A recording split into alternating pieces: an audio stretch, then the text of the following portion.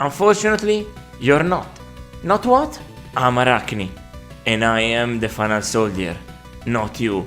No, that's not possible! Sorry kid, you got discarded. Anyway, yes, I had to make some story myself because there's nothing. The most I can gather is that you start in space, then go back to Earth and then go back to space. Incredible. Aside from that, we have a shoot 'em up here, so let's talk about it. First of all, you get a very weird and different way to approach your power-ups, so let's talk about that. The controls involve the power-ups and I'll explain why soon. I suggest you select on the controller until setup appears and tada! This time around you get to decide what type of upgrade you get for each weapon directly. You can mix and match all 12 of them how you want, and it shows you a little preview how they look when you have them fully upgraded. Can be given more than an advantage than this. Not that it matters for me since I had to try them all for this review, but you can do whatever you want. So back to the controls, with button 2 you shoot, but this time around you don't have to constantly press it. Just keep it pressed, even if the TurboGrafx controller is not super friendly towards that playstyle. After 2 hours my thumb was hurting pretty bad. Plus you're gonna collect some power-ups that are also your specials.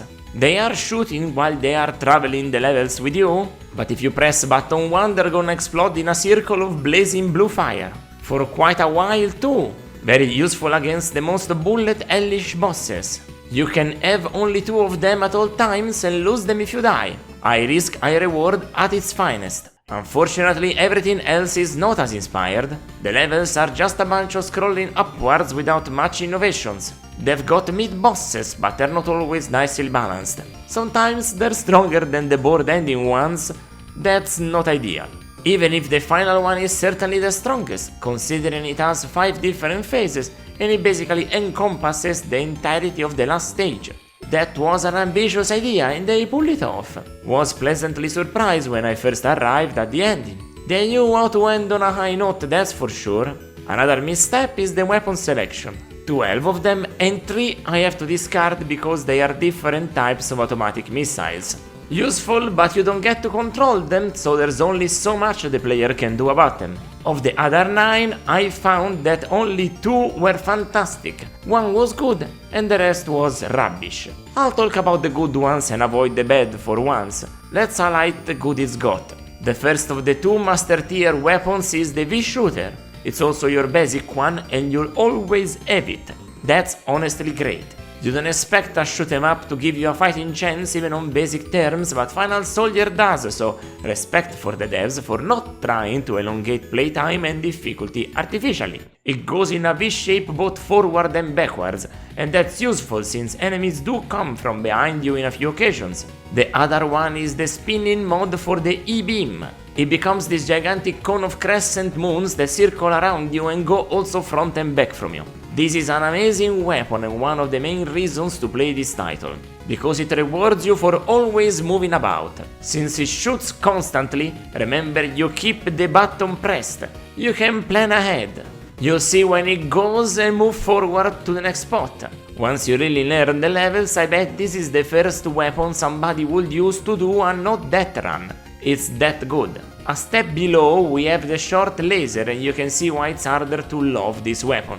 This is just a thick 3 lines of laser that constantly goes but it never strays. It's very difficult to manage. All the best weapons in this kind of games are ones that spread a little. This one manages to be at least decent just by having a big space on screen. Too bad it's just all in a package that doesn't get much uniqueness or interesting design. It honestly doesn't look all that appealing even visually. It has that very clean but also pretty bland look, to be honest. It does get very weird in the last level, but it's a bit late. Musically it's pretty solid, but it suffers from a bland middle section. The first 2 stages are very great to listen to and so are the last few. Stage 3 and 4 are very dull to go through. Certainly the biggest hurdle to finish in the game. Since they are still not hard and I know you modern gamers get bored so easily you'd fall asleep while crossing the street. See how long you sleep then. The middle stages melodies you probably use it in a falling asleep playlist. In conclusion, I can say that Final Soldier is an honest 7 out of 10. What happens is we got the same vote for the third time in a row for TurboGrafx 16. Hopefully the next title breaks the streak. Positively, I would hope.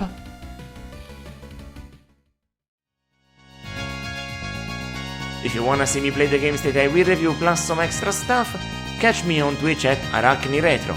It's my natural habitat, you see. Until next time, ciao ciao!